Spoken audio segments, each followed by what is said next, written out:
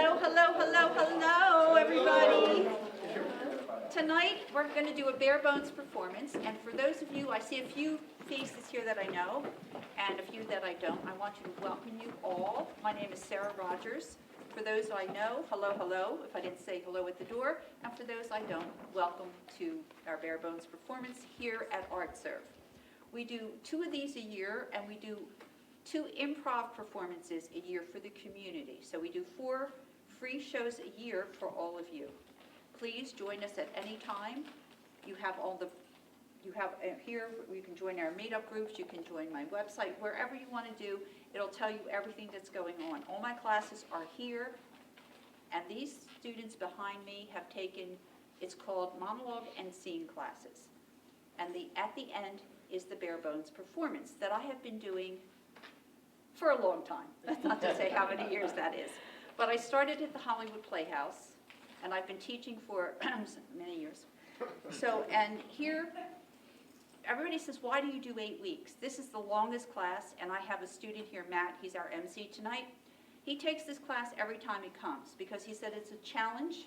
It's the hardest you can do, but it's most challenging. And it is, because at first you think, oh, I have to do all that. I have to learn all those lines. They have monologues they have to learn and scenes they have to learn. And they put it all together, and we do this performance for you. This is their showcase, not mine. I don't have anything to do with it. All I do is come out and talk to you now and at the end. So we have our camera people here tonight. The lady in the front was Cheryl. She's my adopted daughter. This is my first assistant right here, Ashley, who's running both of the cameras tonight. You can see these on our YouTube channel. So if you want to take a look and see if all the past ones, or you know people that have been in it, please feel free to do that. So without further ado, we're going to turn it over to the actors. Bye-bye. See you in a bit.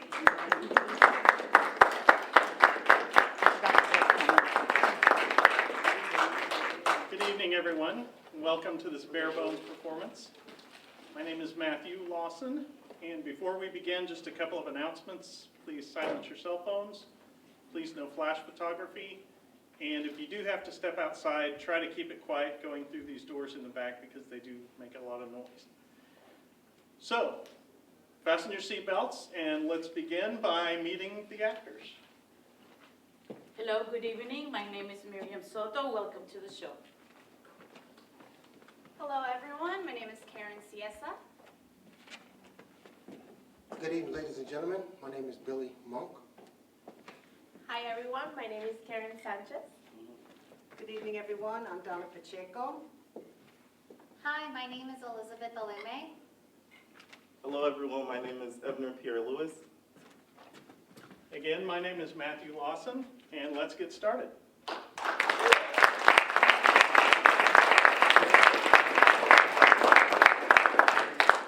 Hello, good evening again, and welcome to the show. My name is Miriam Soto. I'm going to be performing a monologue called Agnes of God, written by John Palmier, and my character is Mother Miriam.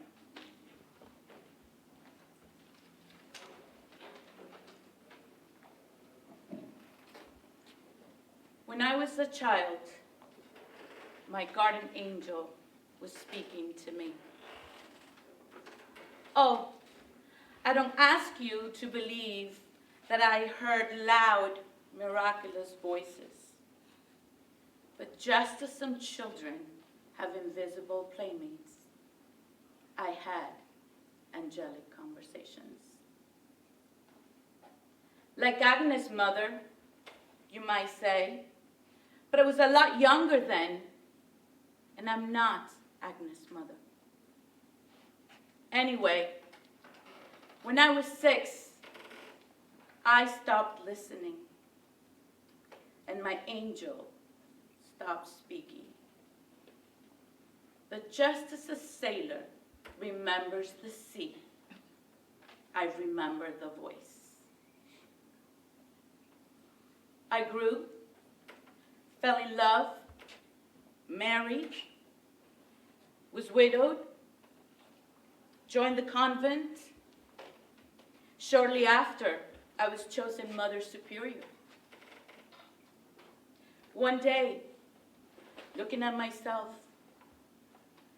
I saw nothing but a survivor of an unhappy marriage, a mother of 2 angry daughters, and a nun who was certain of nothing, not even of heaven, Dr. Livingstone, not even of God.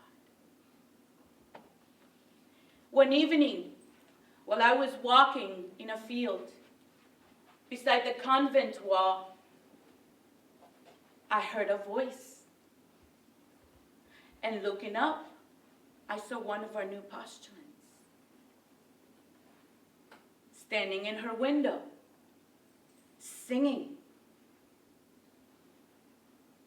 It was Agnes. She was beautiful.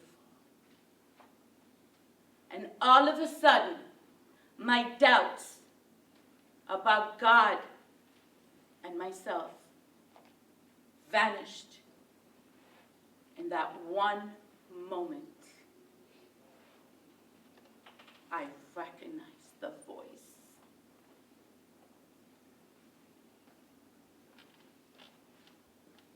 Don't take it away from me again, Dr. Livingstone. Those years after 6 were very bleak.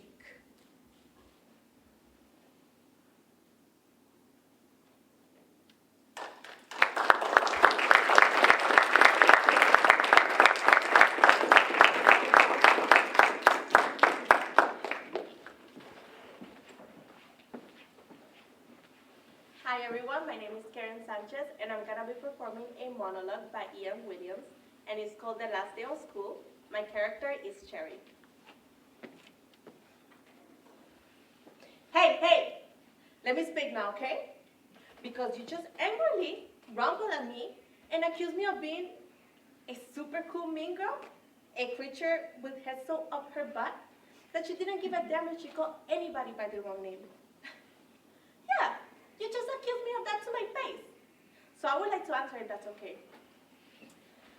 So there are 3 things I would like to say about this whole mess up. First, I'm sorry, okay? I'm sorry. I'm sorry that all this time I was calling you Chad, okay? Because I remember freshman year, and I remember playing volleyball with you, and to me, all those times, you were Chad. I'm sorry it took me until today to learn that your name is actually Gary.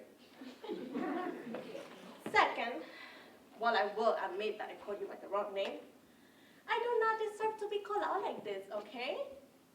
I don't know if it's my hair, or my face, or maybe the way I walk, but people just look at me and they just assume that I'm a really mean girl.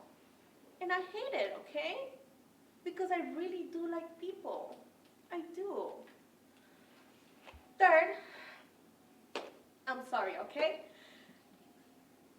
I wish you would have came up to me first and told me that I was calling you by the wrong name. Because I care. I care about you, and I care that I called you by the wrong name. So please, get off your high horses and give me a break. I'm on your side.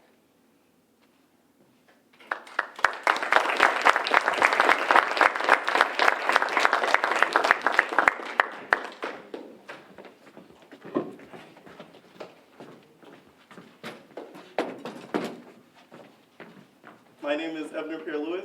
And my name is Elizabeth Alume, We're going to be performing a scene called The Shape of Things. by Neil Laboutte.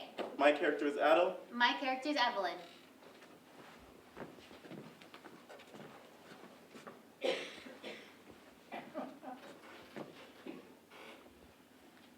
What time did they say? Like 10:30. Well, it's 10:50 now. You always wait at a doctor's office. I know, but I just have to be at work by 12. Since when? I told you that. I work every Wednesday. No, you didn't. Yeah, I did. Every Wednesday. Really? Yeah, every Wednesday. Damn, I hope they... It's fine. I can be a little bit late if I have to. You know, Adam, we can go. No, I can make something up, but they'll hate it. You're just going in there to talk to them. I know, it's just... Who wouldn't want to get their nose chopped off, right? They're just shaving it. Shaving it, that settles the nerves. Hey, well, what do you expect? Especially around here. Yeah, I just didn't think I was gonna be one of those people. Adam, I'm one of those people. What? No, you're not. Bullshit. Yep, take a look. Where? I don't see it. Exactly. You got your nose done, honestly? Yep, it was my 16th birthday present for my parents. Thoughtful. No, I asked for it. Well, it looks amazing. Wait a minute. You could be lying to me. What would be the point of that? To get me in there, to watch chunks of my flesh get torn off. You could be a sadist for all I know. Okay, quit sweet talking to me. Well, it does look amazing. Wait a minute. Your last name's Thompson. That's not Jewish. You dope, I am Jewish. My mother's maiden name is Testament. Oh. You know, Adam, we don't have to stay here. It's cosmetic, not corrective. Well, if it's cosmetic, why can't I just shave the sides off or just powder up my nose like they do in movies like Zac Efron does? You mean before, when he was like an iron hook? He had it done. Yeah, right before. And then you have Joelle Gray. Okay, let's go. I'm kidding.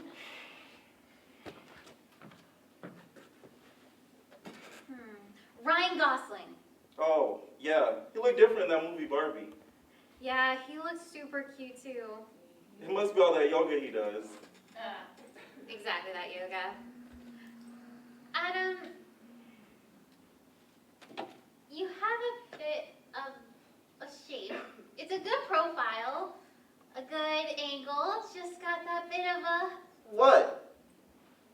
a bulb. Not exactly a bulb, but No, I got it. Sort of like that Rudolph effect.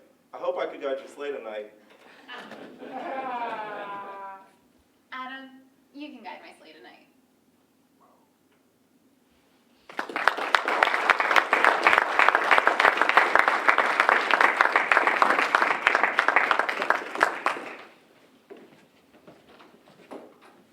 Hello everyone, my name is Keren, and I'm going to be performing a monologue from Shameless by John Wells, and my character is Fiona.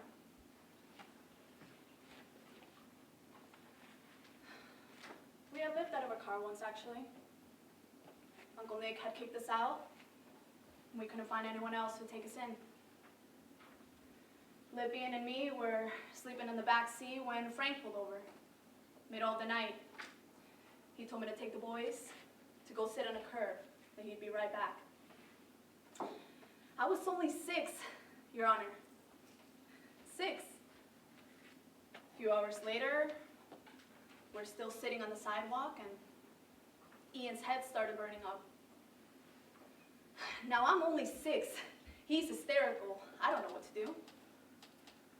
So I ran down the street, trying to flag down help. Would have been easier scoring crack than a ride to the clinic. But I finally made it on foot. They told me Ian had a fever of 104. 104. A few hours later, who knows? You know, I didn't find Frank until a couple of days later. Want to know the first thing he asked me? Is how much money I had in my pockets. Now, I want to say that was the only time, but it was just the first. My father is an alcoholic. My mother's bipolar. My father takes what he pleases. He offers nothing in return, no money, no support. I've done what I could to help raise my siblings. I wish I could have done more. Now, I'm not asking for your pity. I'm not asking for your admiration. I just want to be able to give these kids everything they deserve. Because they're great kids. They deserve so much better than this.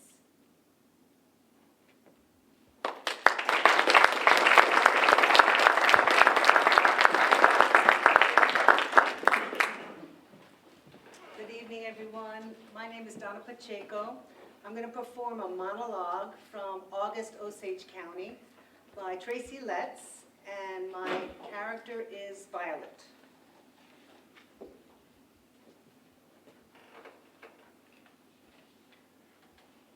You had better understand this, you smug little ingrate.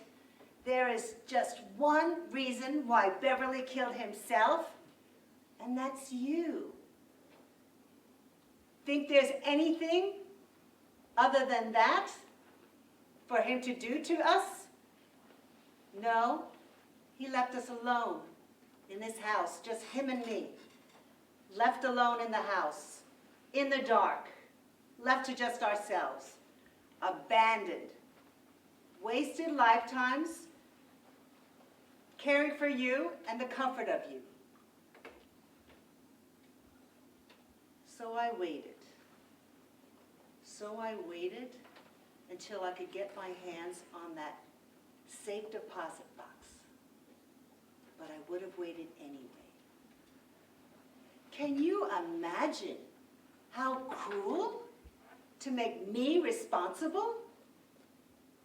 No, it was his doing. He did this, not us. But can you imagine how I felt feeling responsible?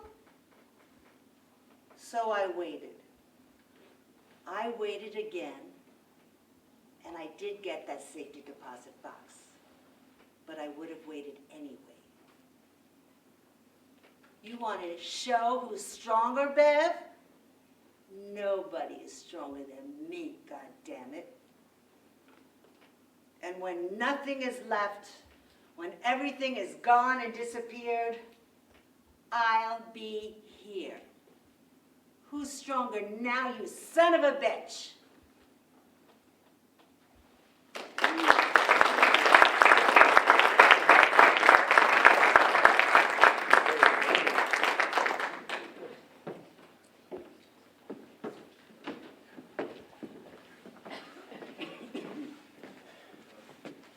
Good evening, ladies and gentlemen. My name is Billy Monk, My name is Miriam Soto. and tonight we'll be performing a scene called The Day They Shot John Lennon. Written by James McClure. My character is Brian. My character is Fran.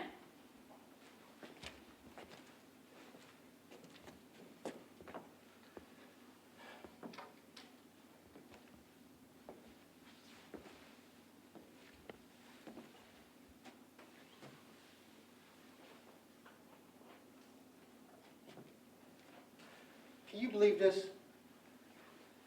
Unbelievable. I can't believe it. I can't believe it.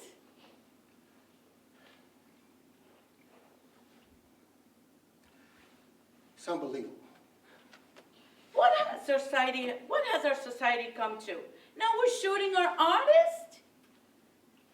People we need, our brightest talents?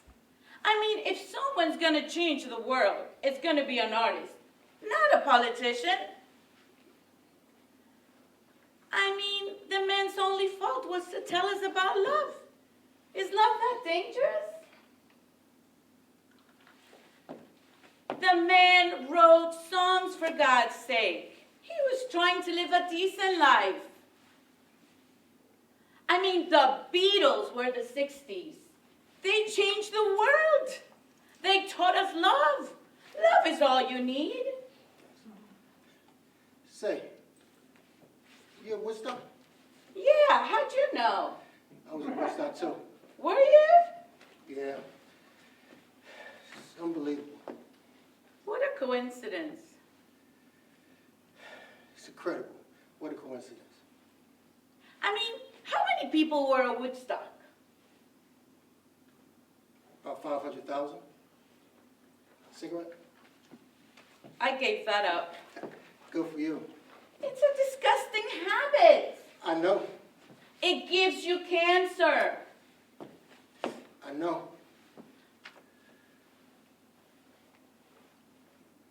I mean, how long does it take for people to wake up? I mean, how long has it been since you quit? Yesterday. Well, still it's good you stuck with it. Ah, what the hell? Give me one. Thanks.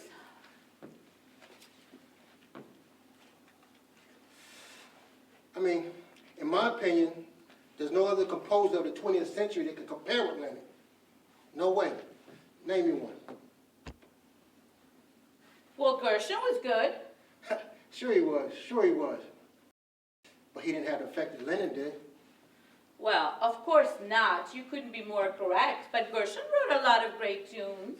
Well, that goes without saying, but that's not my point. Foggy Day in London Town is my favorite song.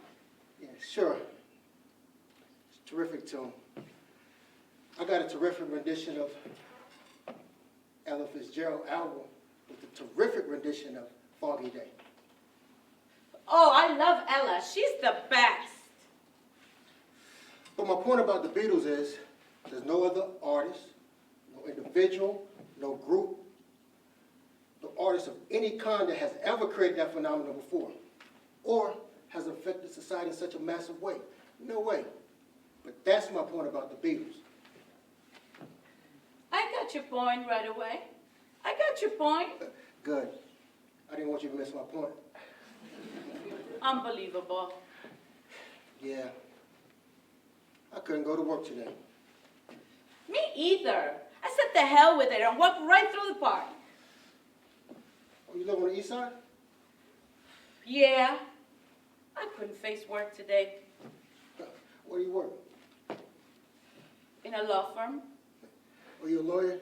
That's fantastic. Not really. I'm a secretary.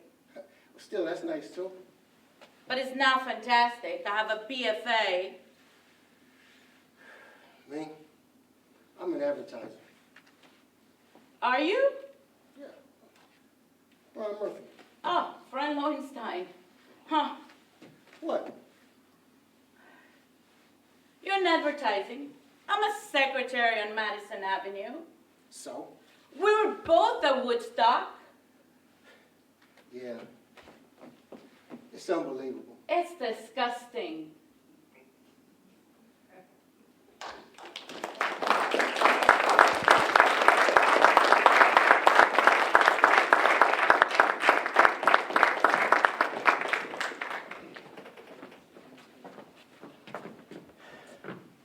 Good evening, ladies and gentlemen. Once again, I'm Billy Monk.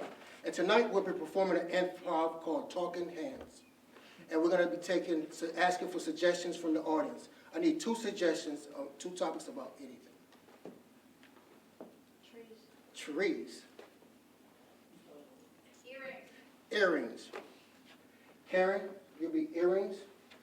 Ellie, you'll be trees. Don't you just love looking at trees? They're so big and gorgeous. I love trees, but not as much as earrings. Especially expensive earrings. Oh, yes. I bet they have earrings that also are the shape of trees. Do you have a favorite tree? Mine has to be the oak tree. Oak tree is nice, but not as nice as earrings. They're so fancy. I don't know. It just completes the look, you know? I agree. Some nice earrings just completes the look. Especially when you take a photo right next to a tree. That's nice. I can't wait to wear my favorite earrings in the woods so I can see the trees too. I like that. I agree. See, if I wear some earrings, the next thing I'm going to do is get out there and get all ready and pretty to pose near a tree. That's beautiful. Switch. All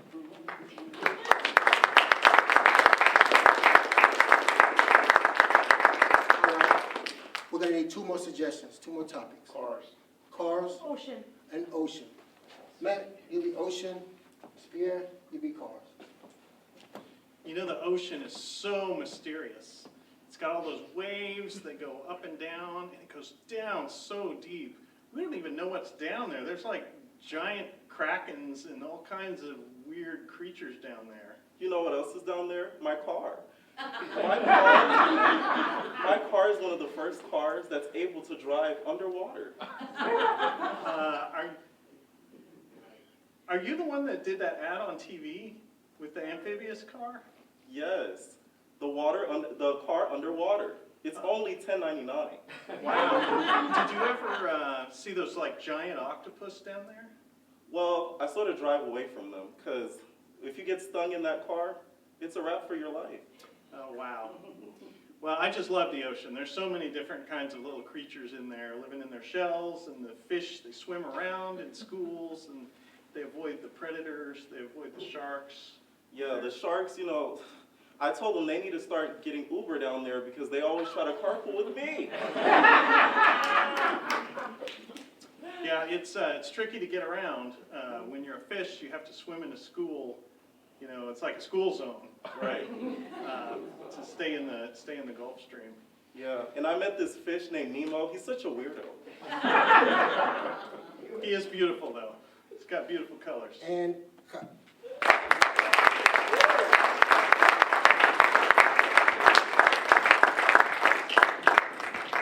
My name is Pierre Lewis. I will be performing a monologue from the City Slickers, written by Lawson, and my character is Mitch Robbins.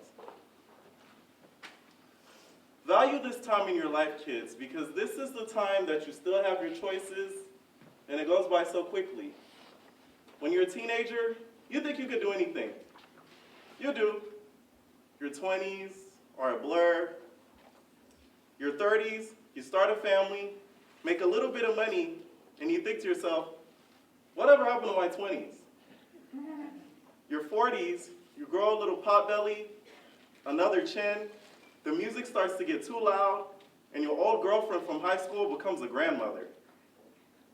Your 50s, you have minor procedure, you have minor surgery, you call it a procedure, but it's just minor surgery. Your 60s, you've had major surgery, the music is still too loud, but it doesn't matter because you can't hear it anyways. Your 70s, you and the wife retired to Fort Lauderdale, you've had dinner by 2, lunch by 10, and breakfast the night before. You've wandered the malls looking for the ultimate in soft yogurt and muttering to yourself, how come the kids won't call? By your 80s, you've had a major stroke and you're babbling to some Jamaican nurse that your wife can't stand and calling her mama. Any questions?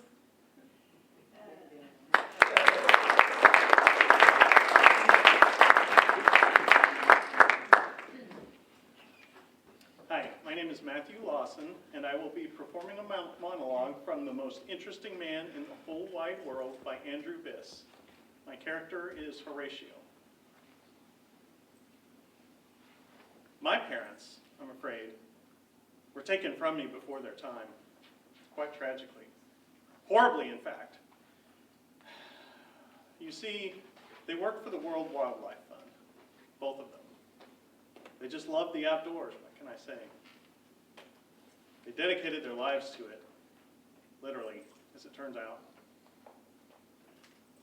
He was a photographer, she a documentarian, as it were, and on that last fatal assignment, they'd embedded themselves into a little-known and far-flung corner of Papua New Guinea in search of an exotic variety of slug that had previously been ruled extinct by the powers that be. They were determined to prove its existence by unearthing the last remaining specimens. Unfortunately for them, that part of the world is also home to a tribe of vicious, pygmy-like creatures who still practice the culinary art of cannibalism. They never stood a chance. They were consumed almost immediately. One man's meat is another man's parents. In that part of the world, anyway. And it wasn't easy, I will admit, continuing on through life knowing that your own dear mother and father had passed through the primitive digestive system of a tribe of hitherto unknown, well, for the sake of argument, we'll call them people.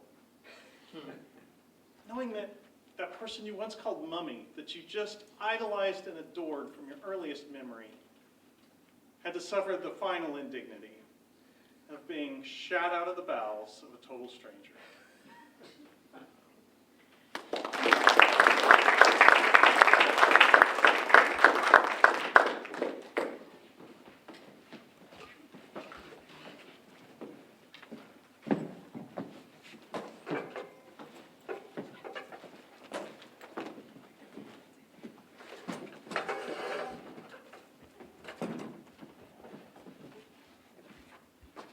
Hello everyone, my name is Keren. Hi, my name is Keren Sanchez. And today we are going to performing a scene from Once a Catholic. By Mary Almighty. My character is Mary Gallagher. And my character is Mary Mooney.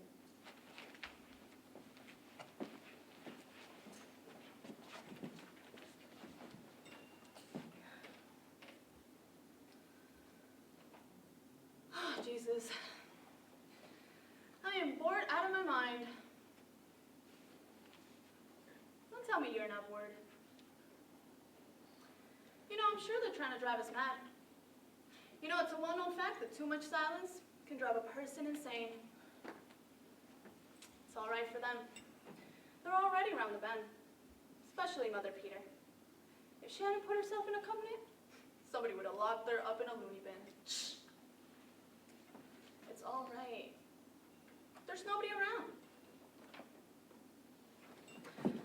Well, they probably put a load of microphones into the bushes. And they sure took station revving their mother down in the basement on a periscope. Why the hell can they have their idiotic retreats in the holidays? You want some? Have one, will you? We're not supposed to be fasting, you know.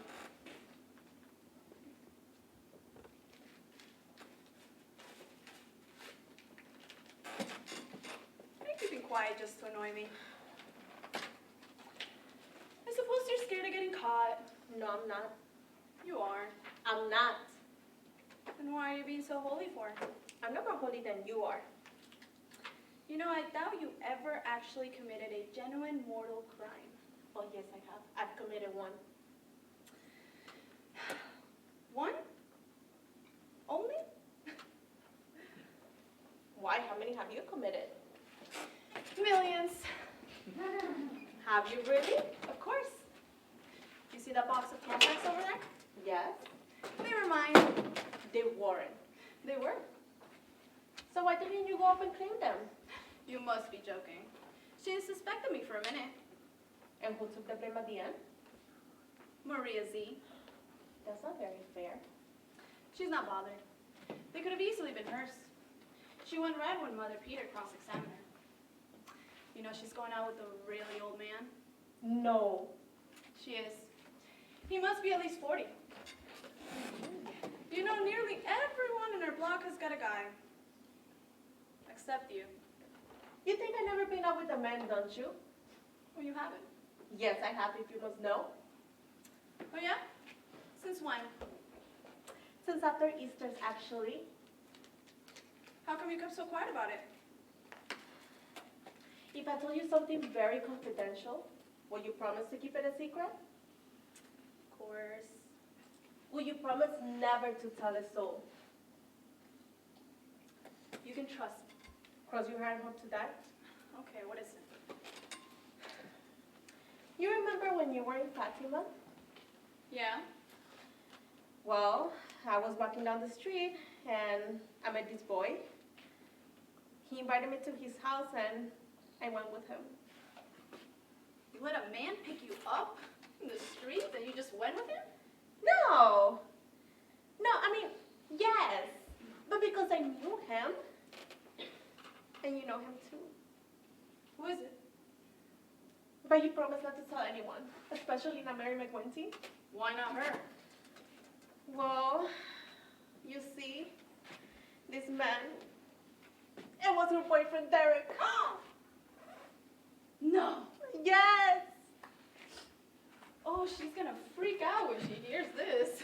You won't tell her, would you? Please? Of course not. No one in there. asked to see you again? Oh, I wouldn't possibly want to see him again. He's horrible, you know. Is he? How come Mary McGinney's so mad about him then? I mean, he was nice at first, but then he turned nasty. Not exactly nasty, but rude. Do all men try to do rude things to girls? Yeah, all of them. Has Cover ever tried to be impure? It's all he ever thinks about. But he's a Catholic. I know. Tragic, isn't it? You've been going out with Cover for quite a while, haven't you? What about it? Is that why you committed so many sins? Because he makes you? What thing to say. He doesn't make me. It's the devil that makes me. The devil must be possessed by the devil. Why? What did he do? Oh, Jesus, don't tell me you lost your precious virginity. No. No, but What? I couldn't possibly tell you. I've heard it all before. Oh, I couldn't possibly say what he did. But I got it written down under my diary.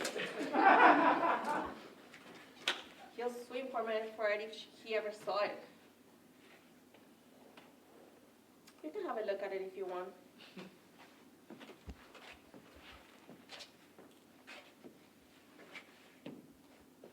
Fancy letting a man do that to you the first time you ever go out with him. I didn't want him to. But he's a lot stronger than he looks, that Derek. He's not like a boy, you know. He's a proper big man. You know, they will usually stop if you tell them to. I did. But he said, we all know no means yes. That doesn't make any sense, does it? It means you liked what he was doing. You just didn't want to admit it.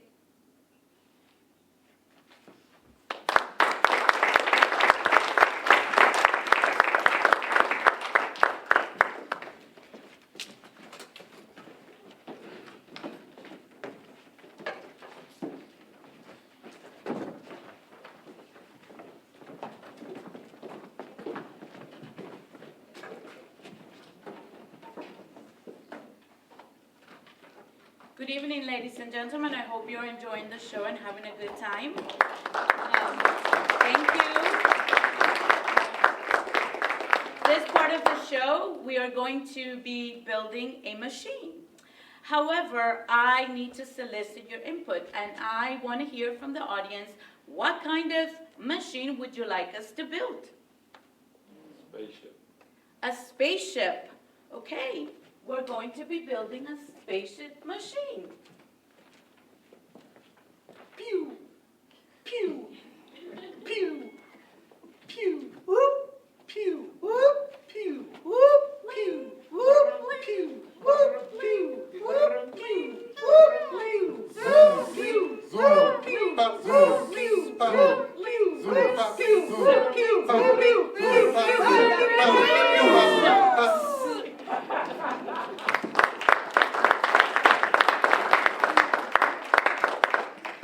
Hello, everyone. My name is Keren, and we are going to be building a second machine. Any suggestions? Washing. Train. We are going to be building a washing machine.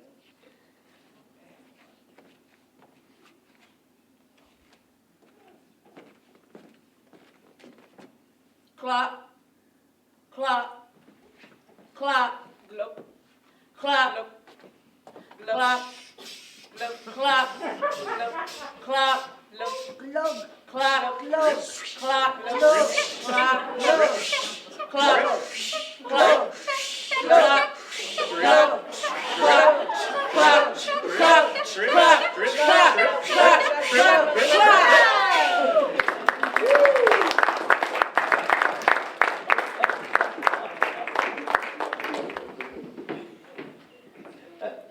Hi, my name is Alume, and I'll be performing a monologue called Slow Dance on the Killing Ground by William Henley, and my character's name is Rosie. You see, this is exactly the type of thing that happened to me. Getting pregnant. I mean, I'm not lucky either. See, if I was lucky, I would have just succumbed to my silly little passions and that would have been the end of it. But no. I lost my virginity in an old house in New Rochelle. New Rochelle out of all places. If this was ideally what I wanted, it would have just been on a bed, hearing the people outside and feeling the breeze. But no, I lost my virginity in the attic of an old house in New Rochelle, Harold's grandmother's house. On that day, Harold's grandmother was supposed to be out in the city, but instead she was there. And all I was doing was on the floor, hearing and feeling the rain come from the attic. And the next thing you know is, stop that this instant! Needless to say, there's no stopping. See, once you do sex, it's like going across the ocean. There's a point of no return. And a girl finds herself in this predicament. She at least expected to be from, let's say, some guy with experience. Maybe a guy from Rome who just finished a Guggenheim scholarship. But no, I lost my virginity in an old house from a guy named Harold. He's 6'2", 125 pounds, and an economics major from CCNY. That's the best I'll be able ever to do. So now I just look down here, and all I keep hearing is my mother go, Rosie, what's wrong with you? What's gotten into you lately? A kid named Harold, as a matter of fact.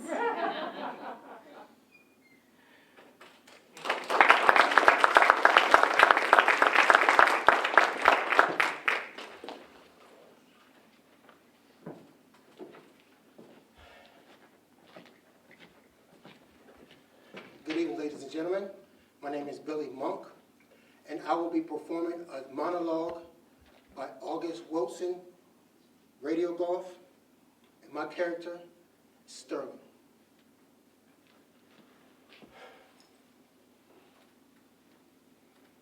Nah, you don't understand. I'm my own union. I got my own everything, except my own bank. But I got my own truck, I got my own tools, I got my own rules, and I got my own union. I have to have my own. That's the only way I got anything. See, I've been going through the back door all my life. See, people get confused about me. They've been doing that ever since we were in school. But I know what it takes to row the boat. I've been on this water a long time. I ain't dumb, even though some people think that I am. But Mr. Wedgwood told me, you ain't dumb. You just faster than everybody else. I was so fast that it made me look like I was slow. It made it look like everybody just standing around waiting to catch up. When I was in the 4th grade, they kept me behind because I wouldn't add 12 and 12. Everybody knows there's 12 to a dozen and 24 to 2 dozen. I don't care if it's donuts or oranges. They hand me that test, and I turn it in blank.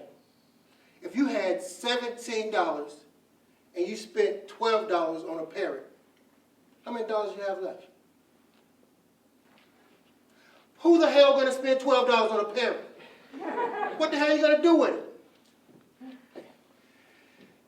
If you had $17 and you spent $12 on a parrot, you don't know what to do with it.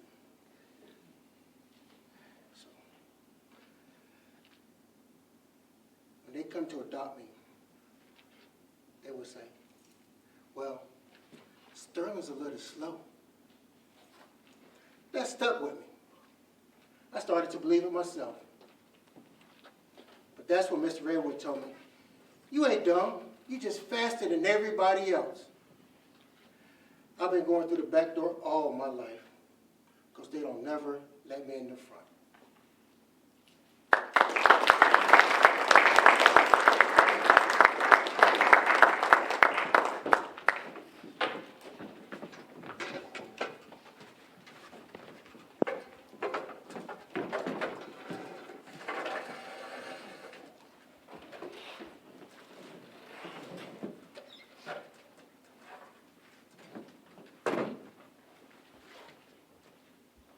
Hi, my name is Matthew Lawson, I'm Donna Pacheco and we will be performing a scene from Come Back Little Sheba. by William Inga, My character is Doc.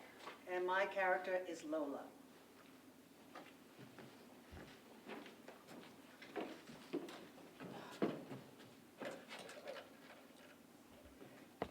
Mr. Anderson?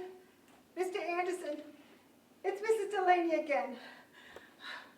I'm sorry I called so early, but I just had to. Did you find Doc? No, he didn't come home yet. No, I don't suppose he'll come home till he's drank all he could and wants to sleep. I don't know what to do, Mr. Anderson. I don't know. I'm scared. I'm awful scared. Could you come over? Thanks, Mr. Anderson.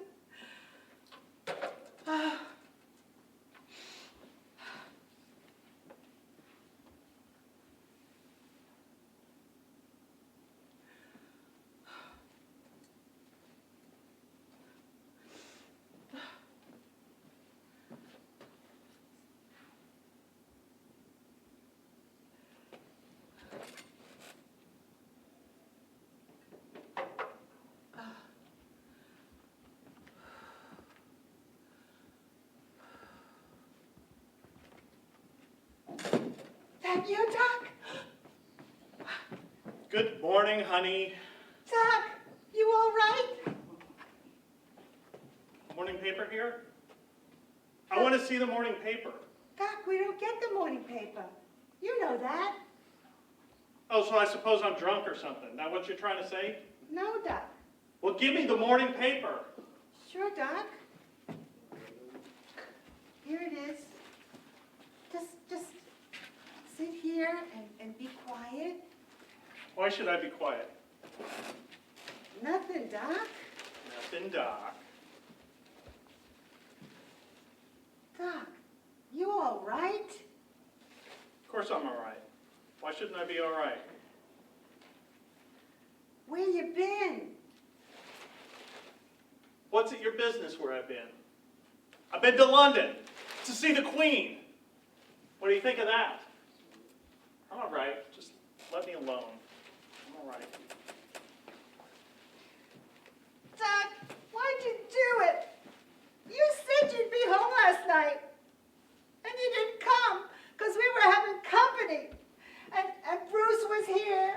And I had a big dinner fixed. And you didn't come. We had a big dinner for Bruce. Doc, it was for you too. Well, I didn't want it. Don't get mad, Doc. Where's Marie? I don't know. She didn't come in last night. She went out with Bruce. I suppose you tucked them into bed together, then peeked through the keyhole and applauded. Oh, Doc, don't talk that way. Bruce, he's a nice boy. They're going to get married. Probably has to marry her, poor bastard. Just because she's pretty and he got amorous one day. Just like I had to marry you. Oh, Doc. You and Marie are both a couple of sluts. Oh, Doc, please don't talk like that. Well, what are you good for? You can't even get up in the morning and cook my breakfast. I will, Doc. I will from now on. You won't even sweep the floor till some bozo comes along to make love to Marie. Then you fix the place up like Buckingham Palace or a Chinese whorehouse with perfume on the lamp bulbs and flowers and gold-trimmed china that my mother gave us. We're not going to use these anymore. Doc! My mother didn't get those dishes for horse to eat off of. Look what you've done! Oh, Look what I did, not what I've done. I love that shade. I'm going to give you a drink. No, Doc. Don't do it. You know what it does to you. Don't do it. You're damn right I know what it does to me. It makes me willing to come home and look at you, you two-ton old heifer. There. Pretty soon there'll be another. And then another. Mr. Anderson, come quick. He's back. He's back. I'm so scared. God damn you! Get away from that phone!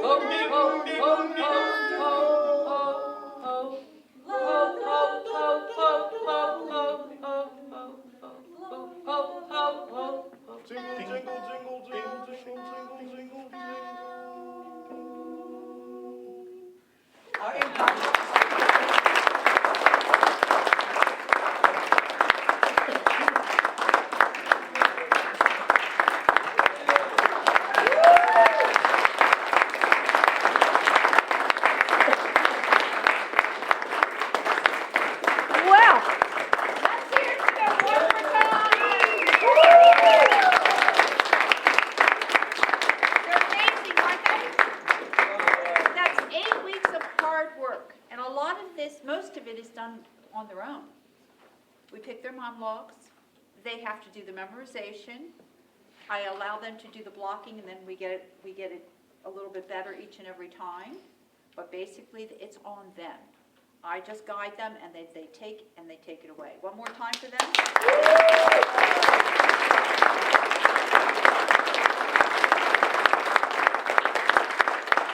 So I know all of you have come for your family and your friends. So how many people have never been to Art Serve before? Raise your hand.